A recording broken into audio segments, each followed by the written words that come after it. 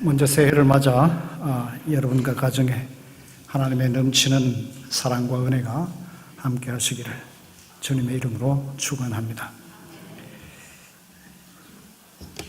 조금 불편합니다. 죄송합니다. 새해를 맞이하면 마음이 설렙니다. 그것은 새해에 바라는 것이 이루어질 수 있을 것이라 믿기 때문입니다. 하지만 조금은 불안하거나 또 두렵기도 합니다. 그것은 앞으로 무슨 일이 일어날지 모르기 때문입니다. 오늘을 살아가는 이 시대가 불확실성의 시대라고 그러죠. 내일 무슨 일이 일어날지 모르기 때문입니다. 또한 오늘날 우리를 둘러싼 삶의 환경이 매우 어렵기 때문입니다. 오늘의 경제 현실이 매우 좋지 않습니다. 더구나 북한의 잇따른 핵무기 실험과 대륙 간 탄도미사일 발사로 전쟁의 위험을 안고 살아갈 수밖에 없습니다. 어이없는 재난과 사고로 많은 사람이 생명을 잃거나 다쳤습니다. 이러한 상황에서 우리는 새해를 맞이했습니다. 새해는 분명 하나님께서 주신 선물입니다. 얼마나 많은 사람들이 올 한 해를 그리면서 살아왔습니까? 우리는 당연히 주어진 것이라고 여길지 몰라도 하나님께서 우리에게 새로운 한 해를 선물로 주셨습니다. 그렇기 때문에 가장 값지게 살아가야 합니다. 어떻게 살아가는 것이 그러면 후회 없는 그런 삶을 살아갈 수 있을까요? 오늘 이 문제를 앞서 읽은 성경 말씀을 중심으로 여러분과 함께 살펴보고자 합니다. 오늘의 성경 말씀은 그것이 소망이 넘치는 삶이라고 가르칩니다. 그것이 우리를 향한 하나님의 뜻입니다. 예레미야 29장 11절은 기록합니다. 너희를 향한 나의 생각은 평안이요 재앙이 아니니 너희에게 미래와 소망을 주는 것이라. 사랑하는 믿음의 가족 여러분, 소망이 도대체 무엇이기에 또 우리가 살아가는 데 있어서 어떤 가치를 갖기에 하나님은 우리가 소망이 넘치는 삶을 살아가기를 바라실까요? 먼저 여러분에게 한 얘기를 소개합니다. 오후 예배까지 기다리시느라 힘드시니까 좀 얘기를 해야 집중하실 것 같아서. 자, 한 무기수가 교도소에 갇혀 있습니다. 절망의 나날이지만은 그는 한 줄기 빛을 찾으려고 애를 씁니다. 그는 교도소장에게 한 가지 부탁을 합니다. 교도소 마당 구석에 채소밭을 일구게 해 주시오. 그는 허락을 받고 첫 해에 채소를 심습니다. 다음 해에는 작은 묘목과 장미씨를 뿌립니다. 해가 바뀔 때마다 그는 보람과 기쁨을 느끼며 정성스럽게 밭을 일굽니다. 그는 식물에서 새싹이 돋고 꽃이 피는 것을 보고 위안을 얻습니다. 또한 그는 바깥에서 했던 것처럼 날마다 운동을 꾸준히 합니다. 다른 죄수들이 그를 따라 운동하기 시작합니다. 이런 활동은 교도소의 열악한 환경을 개선하게 만듭니다. 교도소에서 그의 명성은 점점 높아갑니다. 마침내 27년의 세월이 흘러 그는 교도소에서 풀려납니다. 이것을 보고 많은 사람들이 눈물을 흘리며 기뻐합니다. 그가 바로 남아프리카 공화국의 첫 흑인 대통령 넬슨 만델라입니다. 그는 한마디로 소망의 사람이었습니다. 그가 종신형을 선고받자 사형이 아니라고 기뻐했습니다. 그는 정치범으로 독방에 갇혀 있을 때 어머니를 잃었습니다. 큰아들이 교통사고로 죽었습니다. 가족들이 강제로 흑인 거주지역으로 이주되었습니다. 둘째 딸이 심한 우울증에 시달렸습니다. 그렇게 교도소에서 있은 지 14년째 되던 해, 딸에게서 손녀의 이름을 지어달라는 편지를 받았습니다. 며칠 뒤 면회 온 딸에게 그는 작은 쪽지를 내밀었습니다. 손녀의 이름은 다름 아닌 소망이었습니다. 이처럼 소망은 넬슨 만델라에게 27년이라는 긴 세월을 어둡고 칙칙한 교도소에서의 생활을 굳굳이 견뎌내고 마침내 대통령이 되게 하는 놀라운 결과를 안겨주었습니다. 제가 유학했던 영국에서는 넬슨 만델라 길이 있습니다. 그것은 그가 남아프리카 공화국의 대통령이었기 때문이 아니라 인류 사회에 소망의 가치를 몸소 실천하고 보여주었기 때문입니다. 그는 말합니다. 서로 삶이 교도소에서 보내는 것처럼 느껴질지라도 포기하지 말라. 소망의 싹이 트지 않거나 잎이 시들고 있다면 더 부지런히 물을 주라. 사방이 벽으로 막힌 교도소에서도 소망의 꽃이 핀다. 사랑하는 여러분, 우리가 이 땅에 살아가면서 아무런 어려움 없이 살면 얼마나 좋겠습니까? 죄된 세상에 살고 있는 한 많은 문제가 있습니다. 그래서 우리 옛말에 천석구는 천 가지 걱정, 만석구는 만 가지 걱정이라고 말하지 않습니까? 어느 가정을 보아도요, 우리가 겉으로 보기에는 저 가정 굉장히 행복할 것 같지만, 아무런 문제가 없을 것 같지만, 가만히 돌아보면 가정마다 이러저러한 문제가 있습니다. 어떤 사람은 건강이 좋지 않아서 투병하고 있습니다.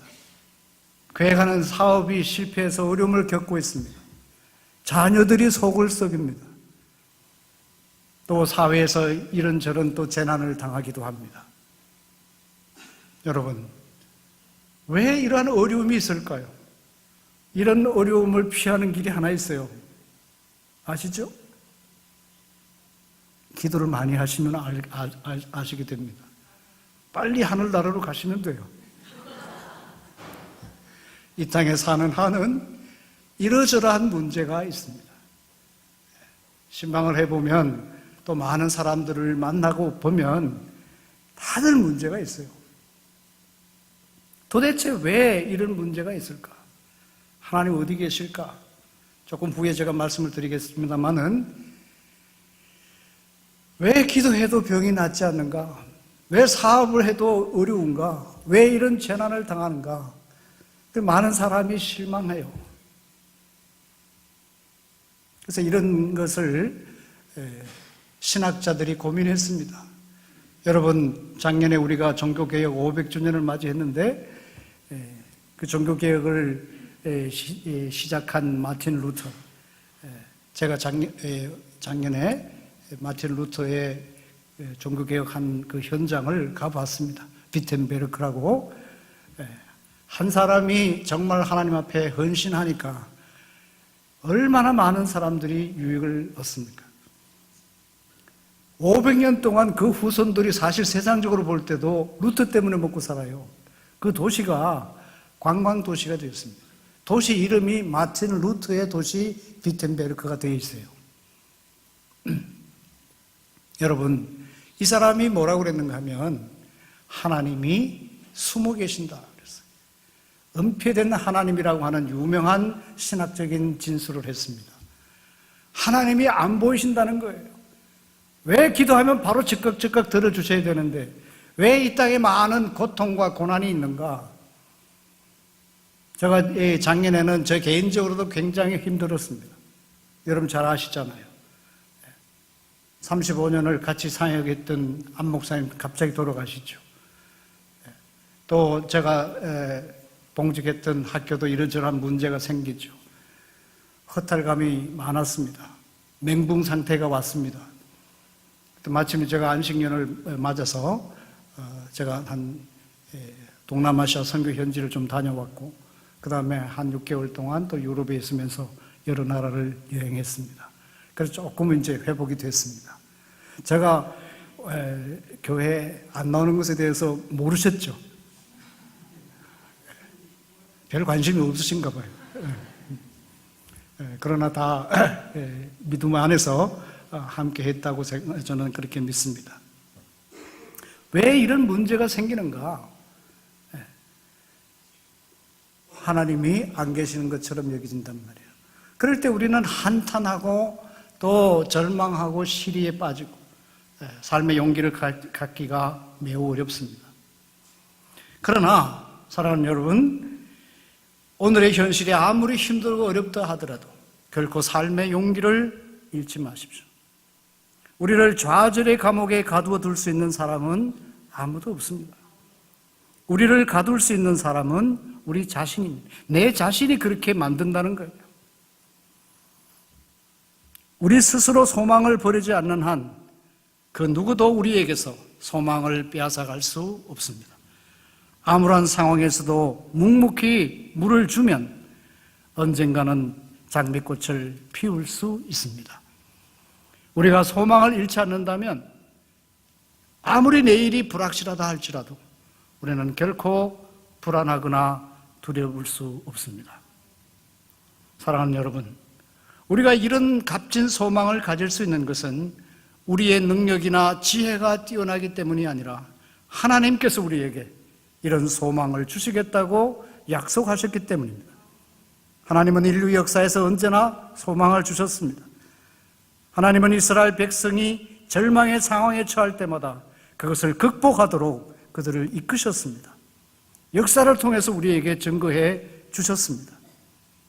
특히 인류가 하나님 앞에 죄를 지어서 내일의 어떠한 소망도 기대할 수 없었을 때 하나님은 독생자를 이 땅에 보내어 인류가 지은 모든 죄의 책임을 대신 짊어지고 십자가에서 죽게 하셨습니다. 그리고 죽은 지 사흘 만에 다시 살아나게 하셨습니다. 그래서 세상에 참된 소망이 되게 하셨습니다. 우리에게 소망이 있다는 거예요. 사랑하는 여러분, 우리에게 넘치는 소망을 주시겠다고 약속하신 하나님이 어떠한 분입니까? 사람은 약속한 것을 지키지 못할 수 있어요.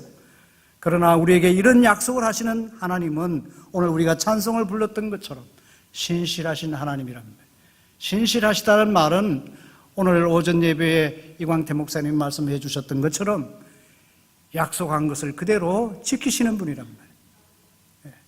어제나 오늘이나 한결같이 우리와 함께 하시는 하나님, 약속하신 것을 반드시 이루어 주시는 하나님이시란 말이에요. 그런데 이런 신실하신 하나님은 또한 어떤 분이에요? 하늘과 땅 그리고 그 가운데 모든 것을 지으시고 다스리십니다. 인류의 역사를 기쁘신 뜻 가운데 이끌어 가십니다. 이런 전능하신 하나님이 우리와 함께 하시고 우리의 미래를 책임져 주시겠다고 약속하셨단 말이에요. 이런 하나님을 우리가 바라본다면 내일 우리에게 무슨 일이 일어날지 몰라도 오늘 우리의 아무리 힘든 상황에 처했을지라도 우리는 다시 일어날 수 있습니다. 목표를 향해 힘차게 걸어갈 수 있습니다. 그러면 도대체 하나님께서 우리에게 약속하신 소망이라는 것이 무엇입니까? 그것은 단지 죽어서 우리 영혼이 하늘나라에 가는 것을 바라보는 것에 지나지 않습니까? 아닙니다. 소망이라고 하는 것은 하늘나라의 상급을 바라보면서 하나님께서 우리가 이 땅에 살아가는 모든 것을 기쁘신 뜻 가운데 이끌어 가신다는 것을 믿음으로 받아들이고 오늘을 하나님의 말씀대로 살아가고 하나님의 뜻을 행하는 것입니다. 미래만 바라보고 사는 것이 아니란 말이에요. 미래에 우리에는 하나님 나라가 약속되어 있어요. 영원한 영광을 우리가 누리게 됩니다. 그러나 그것만을 바라보고 이 땅에서 아무것도 하지 않고 살아가는 것이 아니란 말이에요. 그게 소망이 아니에요. 하늘나라의 상급을 바라보는 참된 소망의 사람은 그것을 바라보면서 이 땅에서 지금 하루하루 삶을 살아가면서 하나님의 뜻대로 살아가야 되고 하나님이 원하시는 그 뜻을 행해 가야 되는 거예요. 하나님 나라는 미래에 있지만 또한 현재에 이루어졌고 이루어지고 있다는 거예요. 예수님이 이 땅에 오셨을 때 하나님 나라는 이미 성취되었어요. 또한 우리를 통해서 복음 사역을 통하여 하나님 나라를 확장해 가고 있단 말이에요. 그 하나님 나라는 어떤 보이는 공간이 아니라 우리가 하나님을 섬기고 하나님의 뜻대로 살아갈 때 하나님의 뜻을 행할 때 하나님 나라는 우리와 함께 있는 거란 말이에요. 오늘 그렇게 살아가는 것이 바로 소망이 넘치는 삶을 살아가는 겁니다. 오늘 한국 교인들이 이것을 잘 알지 못해요. 실천하지 못하고 있어요. 기독교는 우리 오늘의 현실과 전혀 무관한 그런 종교가 아닙니다. 세상과 떠나 있는 그런 종교가 아니란 말이에요. 우리의 구체적인 삶의 현실에서, 우리가 처한 삶의 상황에서 하나님의 뜻을 행하는 그런 것으로 나타나야 그것이 바로 소망이 있는 삶이라고 말할 수 있습니다. 예수님은 십자가에 죽으시면서도 하나님을 원망하거나 하나님이 하시는 일에 불평하지 않으셨습니다. 그것은 하나님께서 자신의 죽음을 통해 인류를 죄에서 구원하는 뜻을 온전히 실현하실 것을 믿으셨기 때문에 그렇습니다. 이처럼 소망은 하나님께서 우리를 통해 이루시고자 하시는 계획이 결코 실패가 없다는 것을 받아들이는 하나님께 대한 전적 신뢰가 그 바탕에 깔려 있습니다.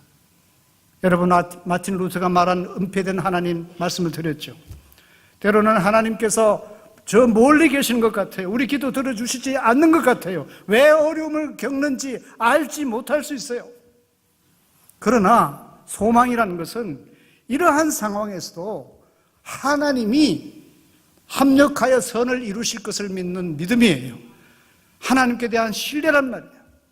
나를 통해서 이루시고자 하시는 하나님의 계획이 결코 실패가 없다는, 왜 하나님이시니까 그러한 믿음을 갖고 하나님께 맡기는 하나님에 대한 전적인 신뢰가 바로 소망이란 말이에요. 여러분, 오늘날 이것만 잘 알아도 우리의 삶의 현실에 많은 문제를 해결할 수 있을 것입니다. 많은 사람들이 실족하는 이유가 무엇입니까? 왜 예수 잘 믿는데 이런 병이 걸립니까? 왜 재난을 당합니까? 왜 사업이 이렇게 어렵습니까? 하나님이 내 기도 들어주시지 않는 것 같단 말이에요. 이러한 상황에서도, 남들이 볼 때는 정말 희망이 없는 상황에서도 하나님 나를 결코 버리시지 아니한다. 합력하여 선을 이루시는 하나님이신 것을 믿는단 말이에요. 그래서 묵묵히 그 하나님께서 행하실 그것을 바라보면서 내가 해야 할 오늘에 최선을 다해 가는 거란 말이에요. 넬슨 만델라가 바로 그랬단 말이에요. 27년간 감옥 생활이 한다 그러면 사람들은 스스로 그냥 절망해가지고 거기서 아마 살아나지 못할 겁니다. 여러분, 그러한 현장에서도 운동을 해요. 그러한 현장에서도 채소를 심고 장미꽃을 피우고 물을 준단 말이에요. 이것이 바로 소망이 있는 사람의 모습이란 말이에요. 여러분, 우리는 그렇게 살고 있습니까? 여러분, 만약에 어려운 일을 겪을 때 소망이 있는 사람은 하나님을 바라본단 말이에요. 그럼에도 불구하고 하나님을 신뢰한단 말이에요. 만약에 하나님을 원망하거나 절망한다면 우리를 너무도 사랑하시는 그 하나님께 대한 배신 행위예요, 사실은. 여러분, 자녀들이 여러분을 믿지 않는다고 생각해 보세요. 얼마나 가슴 아픈 일입니까? 뭘 갖다 주어서가 아니에요. 어려운 상황에서도 묵묵히 하나님을 바라고 신뢰하면 하나님 기뻐하시는 거예요. 바로 그것이 소망이란 말이에요. 우리 그런 소망의 삶을 한번 살아보시겠습니까? 사랑하는 여러분, 어떻게 하면 우리가 이러한 넘치는 소망을 누릴 수 있을까요? 오늘의 성경 말씀에서 사도 바울은 하나님께서 성령의 능력으로 소망이 넘치게 하신다고 가르치고 있습니다. 소망은 우리가 갖고 싶다고 갖는 것이 아닙니다. 소망은 하나님께서 성령의 인도하심을 통해 주시는 은혜입니다. 은혜는 오직 믿음으로만 받을 수 있습니다. 성령은 성경 말씀을 통해 우리가 예수님을 구원의 주로 받아들이게 하실 뿐만 아니라 사람이 땅에 살아가는 모든 분야에서 주님의 다스림을 받아가게 하십니다. 그래서 예수 그리스도가 이 땅의 모든 것의 주가 되심을 드러내게 하신단 말이에요. 이러한 믿음은 이 땅에 살아가면서 겪는 모든 무거운 짐까지도 주님께 맡기게 하십니다. 주님은 우리를 푸른 초장과 쉴만한 물가로 이끌어 주시기 때문입니다. 주님은 말씀하십니다. 수고하고 무거운 짐진 자들아 다 내게로 오라. 내가 너희를 쉬게 하리라. 따라서 우리는 이런 주님을 바라보고 의지한다면, 이런 주님과 동행한다면 우리는 언제 어떤 상황에서도 소망을 누릴 수 있습니다. 사랑하는 여러분, 우리가 이런 소망을 갖고 살아갈 때 우리에게 어떤 유익이 있습니까? 오늘의 성경 말씀에 따르면 하나님은 모든 기쁨과 평강을 충만하게 하신다고 말씀합니다. 넘치는 기쁨과 평강은 사람이 누릴 수 있는 가장 행복한 삶의 모습입니다. 사람들은 돈과 권력 그리고 명예를 가지려고 온갖 힘을 기울입니다. 그러한 것들이 사람을 행복하게 해줄 것이라고 믿기 때문입니다. 하지만 그러한 것은 일시적인 기쁨을 줄지는 몰라도 영원하고 참된 기쁨, 참된 행복은 주지 못합니다. 영원하고 참된 행복은 하나님만이 주십니다. 하나님이 영원하시고 참된 생명의 근원이시기 때문입니다. 따라서 우리는 모든 기쁨과 평강의 근원 되시는 하나님과 바른 관계를 맺을 때 비로소 이러한 기쁨과 평강을 누릴 수 있습니다. 하나님과 바른 관계를 갖는다는 것은 예수 그리스도를 주로 믿는 믿음으로 하나님이 창조주 되시고 구원자 되심을 받아들이고 그 하나님을 예배하고 섬기는 것입니다. 사랑하는 여러분, 언제 행복을 느낍니까? 무엇을 가졌기 때문입니까? 러시아의 문호 톨스토이는 인생 덕분이라는 책에서 한 단편을 소개합니다. 아마 오래전에 제가 여러분에게 이 얘기 말씀드린 것 같아요. 서로 사랑하는 남녀가 함께 있습니다. 얼마나 행복하겠습니까? 하지만 톨스토이는 되묻습니다. 그 두 사람이 아무리 사랑한다고 하지만, 그래서 함께 있다고 하지만은 정말 그 사람들이 참된 행복을 누릴 수 있을까? 그 한 사람 한 사람의 영혼이 외롭지 않겠는가? 그렇게 묻고 있습니다. 왜냐하면 사람은 하나님을 떠나서는 참다운 안정과 행복을 누릴 수 없기 때문입니다. 여러분, 수도관이 상수원에 연결되어 있지 아니하면 아무리 수도꼭지를 틀어도 물이 나오지 않아서 메마를 뿐입니다. 이처럼 하나님이 없는 삶은 불안하고 초조하며 절망적입니다. 그것은 사람이 하나님의 뜻을 어긴 죄 때문에 하나님으로부터 멀리 떠나 있기 때문에 그렇습니다. 하나님과 바른 관계를 맺지 못하고 있기 때문입니다. 실존주의 철학과 문학은 이러한 상태를 잘 그려주고 있습니다. 이와 반대로 생명이라고 하는 것은 하나님과 바른 관계를 맺을 때 갖는 기쁨과 평강입니다. 예수 그리스도를 믿고 우리는 새 생명 얻었다고 그러잖아요. 구원 얻었다고 그러잖아요. 이 생명과 구원이란 뜻은 바로 그 기본적인 생각은, 기본적인 뜻은 하나님과 함께 한다는, 하나님과 바른 관계를 맺고 있다는 것을 나타내는 하나의 은유법입니다. 생명을 얻었다고 해서 무슨 육체적인 생명을 새롭게 갖는다는 것이 아니고 하나님과 멀리 떠나 있다가 이제 하나님과 바른 관계를 맺고 살아간다는 거예요. 아담이 죄를 지었을 때 하나님이 그를 부르잖아요. 내가 어디 있느냐 그러니까 막 피하잖아요. 왜? 하나님의 죄에 대한 심판을 두려워했기 때문이죠. 그러나 예수 그리스도 안에서 우리를 다시 용납하셨단 말이에요. 아바 아버지라고 부른단 말이에요. 하나님과의 관계가 회복된 거죠. 요한복음, 특히 신약 성경이나 특히 요한복음이 강조하고 있는 생명의 뜻은 바로 그런 것이에요. 그래서 생명과 구원은 물론 마지막에 최종적으로 받는 것이지만은 예수 그리스도를 주님으로 믿는 그 순간에 우리는 새 생명 얻었죠. 천국 백성이 될 것입니까? 되었습니까? 이미 되었어요. 새 생명을 가지게 되었어요. 그 새 생명이라는 건 뭐예요?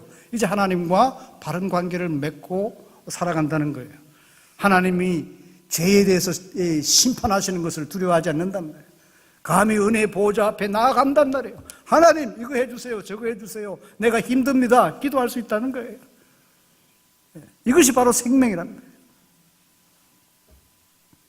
하나님은 죄 때문에 하나님의 진노를 받아야 했던 우리를 예수 그리스도를 주로 믿는 믿음으로 다시 하나님의 사랑을 받는 아들과 딸과 아들이 되게 하셨습니다.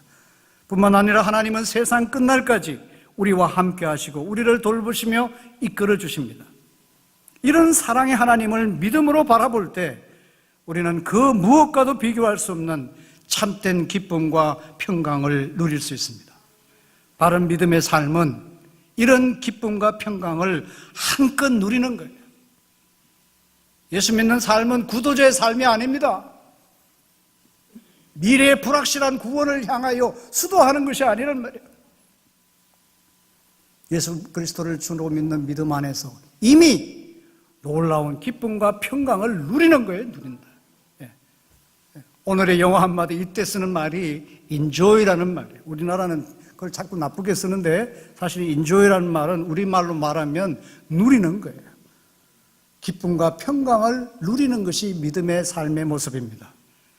우리는 불교의 영향이 너무 많아서 찬송을 부를 때도 그냥 온갖 세상 근심 걱정을 다 안고 부르죠. 오늘 그 찬양대는 예외하고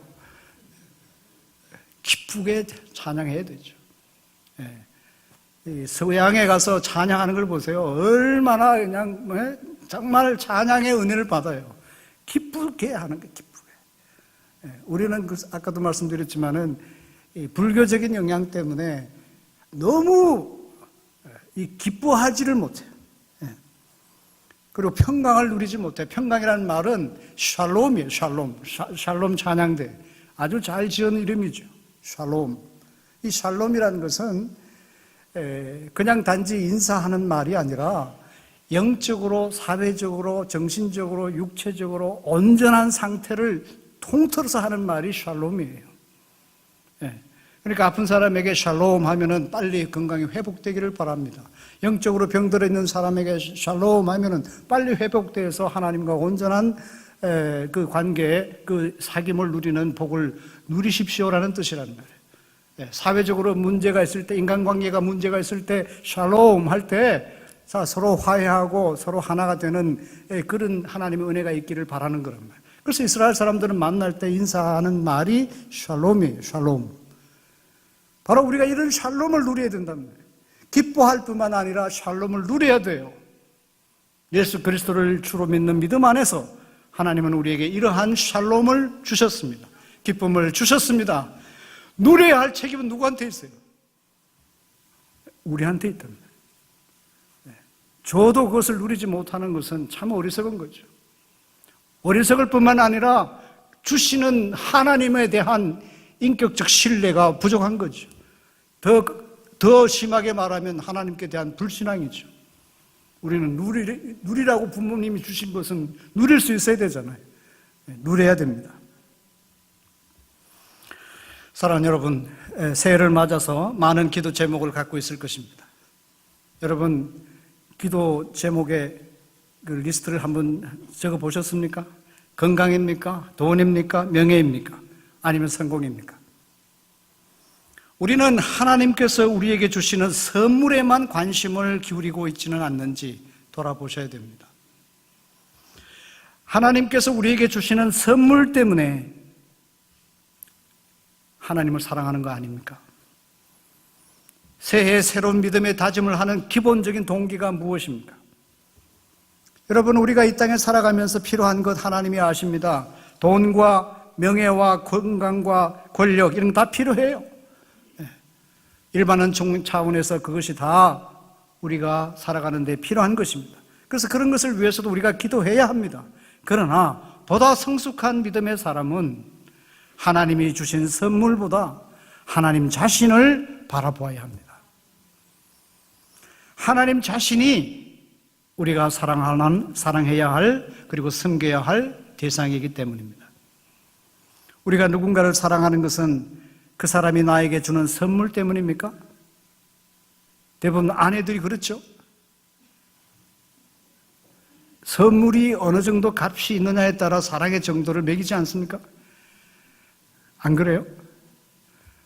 남자들은 그래요. 돈으로 사랑을 잽니다. 내가 이만큼 했는데 그러면 됐지. 여성들은 굉장히 관계지향적이잖아요. 저는 지금까지 늘 아내한테 책망을 받습니다. 꽃 한 번 선물해 준 적이 없다고. 여러분, 우리가 누군가를 사랑하는 것은 그 사람이 나에게 주는 선물 때문입니까? 아니면은 그 사람 자신 때문입니까? 선물을 보고 어떤 사람을 사랑하는 것은 상대방을 수단으로 여기는 겁니다. 우리 아마 찔리는 분들이 많을 거예요. 대개 남자 성도님들이. 안 그러신 것 같아요. 저만 그런 것 같고. 떳떳하신 것 같아요, 아마. 선물 때문에 그 사람을 사랑하는 것은 그건 이기적이고 거짓된 사랑입니다. 그건 헬라 철학에도, 그리스 철학에도 그것을 에로스 사랑이라고 그래요. 아가페 사랑, 자기 헌신의 사랑은 그럼에도 불구하고 있는 그대로를 받아들이는 것이 아가페 사랑입니다. 우리는 왜 하나님을 사랑합니까? 하나님이 나에게 주시는 축복 때문에 사랑합니까? 하나님이 우리의 아버지가 되시고 또 우리의 삶을 이끌어 가시고 또 우리와 동행하시고 우리의 미래를 책임져 주신다는 그 하나님의 약속을 바라보고 그런 하나님이 나의 아버지가 되신 것 때문에 기뻐하고 감사할 수 있느냐는 거예요. 웨스트민스터 신앙 고백서는 이렇게 가르칩니다. 사람의 제일 가는 목적은 하나님을 즐거워하는 것이라고. 하박국 선지자가 잘 말씀하고 있습니다. 비록 무화과 나무가 무성하지 못하며 포도나무에 열매가 없으며 감람나무에 소출이 없으며 밭에 먹을 것이 없으며 우리의 양이 없으며 외양간에 소가 없을지라도 나는 여호와로 말미암아 즐거워하며 나의 구원의 하나님으로 말미암아 기뻐하리로다. 여러분, 소망이 넘치는 복은 바로 하나님 때문에 기뻐하고 하나님 때문에 평강을 누리는 것입니다. 여러분, 외람된 말씀이지만은 저도 이제까지 살아보면서 느낀 것은 다 세상 사람들이 추구하는 거 그 별거 아니라고 느껴져요. 돈, 그렇게 모으려고 힘쓰잖아요? 죽을 때 하나 가지고 갑니까? 여러분, 돈이 많으신 분 잘 들으세요. 예? 금 요새 그거 있잖아요. 그걸 사가지고 수없이 쌓아두시라고. 천국 갈 때 그걸 다 안고 가시라고요. 하나도 못 가지고 가시는 거예요. 예? 이 세상의 권력과 명예와 돈이 비록 우리가 세상에 살아가면서 필요한 것이지만 그것이 영원한 가치가 있는 게 아니라는 거예요. 제 나이에도 벌써 그것을 조금은 알겠어요. 예. 영원한 것이 뭘까요? 정말 내가 오늘 얼마 있다가 하늘나라로 간다면 내 마지막 기도가 무엇일까? 저는 그렇게 생각해 봅니다. 하나님, 예수 그리스도를 주님으로 믿고 하나님을 아버지로 모시고 하나님의 백성으로 살게 하신 것에 대해서 감사합니다. 나는 그렇게 기도하고 죽을 것 같아요. 그런지 안 그런지 잘 지켜보시기 바랍니다. 그러려면 여러분이 저보다 더 오래 사셔야 돼요. 하나님 때문에 기뻐할 수 있는 사람, 하나님 때문에 내가 세상적으로 가진 것이 없어도 평강을 누릴 수 있는 사람, 하나님께서 바라시는 사람, 그런 사람 아닐까요? 우리가 그런 믿음을 가져야 되지 않을까요? 그런 믿음을 가진다면 그 사람이 바로 소망이 넘치는 삶을 살아가는 사람이라고 말할 수 있습니다. 사랑하는 여러분, 소망이 넘치는 삶을 살아간다는 것은 하나님이 미래에 이루실 것을 바라보는 것에 그치지 않습니다. 구약의 선지자들은 이스라엘 사람들에게 하나님의 모든 것들을 새롭게 할 주의 날을 기다려야 할 것을 선포하였을 뿐만 아니라 이 땅에 정의와 평화가 실현된 하나님 나라를 이루어갈 것을 촉구하였습니다. 소망이 넘치는 삶이란 것은 하나님께서 우리를 통해 이루시고자 하시는 일에 적극적으로 헌신하는 것입니다. 삶의 날이 그렇게 많지 않기 때문에 더욱 힘써서 주의 일을 해가는 것이란 말이에요. 넬슨 만델라처럼 나무와 채소에 물을 뿌리는 것처럼 우리가 바라는 것이 현실이 되도록 오늘 한 그루의 사과나무를 심어야 한단 말이에요.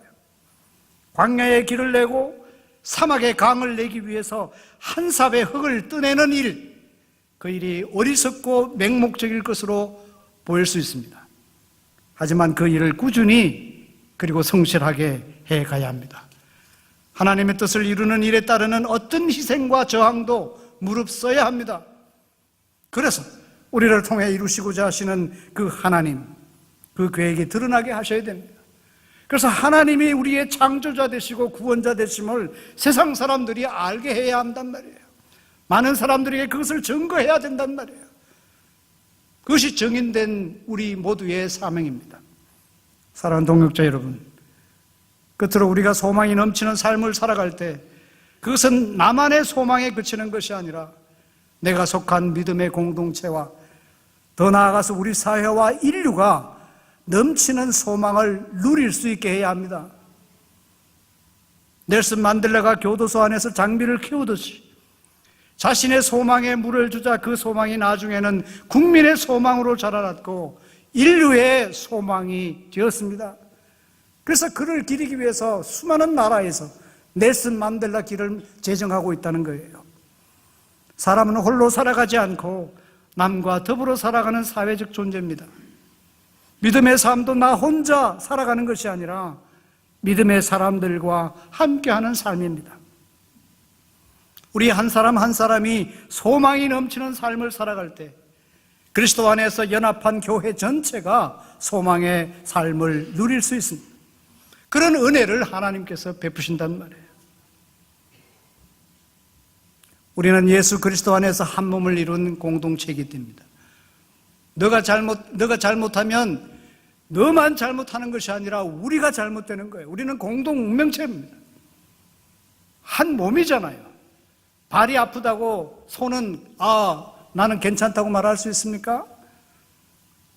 그걸 또 반대로 한 기관이 온전하면 온 몸 전체가 온전하다는 거예요. 퍼져간다는 말입니다. 한 사람이 하나님 앞에 이런 소망이 넘치는 삶을 살아갈 때 우리 화평교회 전체가 소망의 삶을 누릴 수 있다는 거예요. 따라서 나 아닌 우리로서 믿음의 삶을 함께 살아가는 믿음의 지체 때문에 우리는 하나님 앞에 감사할 수 있어야 돼요. 저 사람 때문에 내가 교회 가기 싫다가 아니라 저 사람 때문에 내가 믿음을 지키고 있구나, 저 사람 때문에 내가 소망을 누리고 있구나 라고 얘기할 수 있어야 되고, 그런 너와 나로 만날 수 있어야 되고, 그런 너와 나로서 서로 격려하면서 살아가야 된단 말이에요. 한 걸음 더 나아가서 우리가 소망이 넘치는 삶을 살아감으로써 오늘날 안전을 위협받고 경제적으로도 어려운 상황에 처한 한국 사회와 세계에 소망이 넘치는 삶이 어떤 것인지를 실제로 보여줘야 된단 말이에요. 그리고 그들이 넘치는 소망의 삶을 살아갈 수 있도록 돕고 섬겨야 합니다. 이것이 바로 오늘날 예수 믿는 사람이 감당해야 할 빛과 소금의 사명입니다. 예수 믿는 사람, 예수 믿는 공동체는 세상을 섬기기 위해서 부름받은 공동체입니다. 나 혼자만이라고 하는 그 울타리를 벗어날 수 있어야 돼요. 그런 것을 교회에서 철저히 훈련해 가야 합니다. 또 우리 교회만 예수 잘 믿고 그냥 하늘나라 가는 것으로 그치는 것이 아니고, 우리끼리만 우아하게 찬양하는 것으로 예배드리는 것으로 그치는 것이 아니라, 우리 때문에 이 지역사회가, 우리 때문에 우리 한국사회가, 세계가 소망을 품을 수 있도록 해야 된다는 말이에요. 소망의 빛을 비추는 사명을 우리가 가져야 됩니다. 그거 너무 거창한 얘기 아닙니까? 아닙니다. 하나님은 우리 한 사람 한 사람을 통하여, 소수의 사람을 통하여 하나님의 위대한 구원의 역사를 이 땅에 이루어 가십니다. 교회 역사를 보세요. 다 그렇게 했어요. 소수의 몇몇 청년들이 기도할 때 부흥운동을 일으켰습니다. 영국이 그랬고 미국이 그러했고 우리 한국교회도 그랬단 말이에요. 1907년 평양 대붕운동이 바로 그걸 한 거 아닙니까? 적어도 우리 한국 교인들이 그런 사회적인 관점, 전망, 퍼스펙티브를 가질 수 있어야 돼요. 우리끼리라고 하는 그 울타리를 벗어날 수 있어야 돼요. 이런 관점에서 보면 오늘날 한국 교회가 너무 우리끼리 뭘 하려고 하는 것에 그치고 있다는 말이에요. 물론 그 귀중한 일이지만 그것을 벗어날 수 있어야 돼요. 사회에 대한 책임을 우리가 가져야 된다는 말이에요. 그 구체적인 방법이 무엇입니까? 우리 스스로 소망이 넘치는 삶을 살아가야 된단 말이에요. 아무리 이 사회가 힘들고 어려워도 내일을 기약할 수 없다 할지라도 그러나 묵묵히 공의를 위해서 정의를 위해서 힘쓰고 부르짖고 거기에 힘써 나아갈 때 세상 사람들이 저 사람을 보라, 저 교회를 보라, 저 공동체 때문에 우리 사회에 희망이 있다, 그것을 보여줄 수 있어야 되잖아요. 하나님께서 우리를 통해서 이루시고자 하는 그 계획이 얼마나 위대하고 큰지를 모릅니다. 우리 하나님의 시각으로 이런 사명을 바로 알아볼 수 있어야 되잖아요. 성숙한 믿으면 모든 것을 하나님의 관점에서 바라보는 사람이에요. 너무 자신을 낮게 평가하지 마세요. 우리 교회를 너무 낮게 평가하지 말란 말이에요. 우리 교회가 하나님 앞에서 소망이 넘치는 삶을 살아갈 때 하나님께서 우리 한 사람과 우리 교회를 통해서 얼마나 위대한 일을 하실지 아무도 모르는 거예요. 사랑하는 여러분, 우리는 설레는 마음으로 새해를 맞이했습니다. 우리 이광태 목사님이 우리에게 말씀하신 것처럼 새해 우리는 새 은혜를 사모해야 합니다. 새 은혜를 사모한다는 것이 구체적으로 어떻게 나타나야 됩니까? 그 중에 하나가 바로 소망이 넘치는 삶을 사는 것입니다. 부디 아무리 내일이 확실치 않고 힘든 상황에 처할지라도, 여러분이 오늘 한 해를 살아가면서 아무리 어려운 일을 겪을지라도, 정말 사방으로 우겨 싸움을 당하는 그러한 절망적 상황에서도 모든 것이 합력하여 선을 이루시는 하나님을 신뢰하고 그 암울한 현장에서도 묵묵히 하나님의 뜻을 따라 살아가고 아무도 알아주지 않지만은 그 현장에서 하나님의 뜻을 이루어가는 그런 소망이 넘치는 복된 해가 되기를 주님의 이름으로 축원합니다. 기도하겠습니다. 거룩하신 하나님, 오늘 우리들에게 새로운 한 해를 주셨습니다. 우리가 살아가는 현실을 보면 참 어려울 때도 있습니다. 하나님이 어디 계신가 한탄할 때도 있습니다. 그러나 하나님, 우리에게 성숙한 믿음을 주시옵소서. 이러한 상황에서도 하나님을 전적으로 신뢰하고 하나님의 신실하심을 믿고 모든 것을 합력하여 선을 이루시는 하나님을 의뢰하면서 하나님의 능력을 의지하면서 오늘 나에게 주어진 그 모든 삶, 믿음의 삶, 하나님의 뜻대로 행하는 모든 사명의 삶, 하나님 앞에서 잘 감당하는 참으로 소망이 넘치는 삶을 살아갈 수 있도록 은혜를 베풀어 주시옵소서. 예수 그리스도를 주로 믿는 믿음 안에서 모든 기쁨과 평안을 누리게 하시고 더욱 힘차게 하나님의 뜻을 이 땅에 이루어가게 하옵소서. 그래서 소망의 하나님을 한껏 찬양하고 영광 돌리게 하옵소서. 세상의 산 소망이신 우리 주 예수 그리스도의 이름으로 기도드립니다.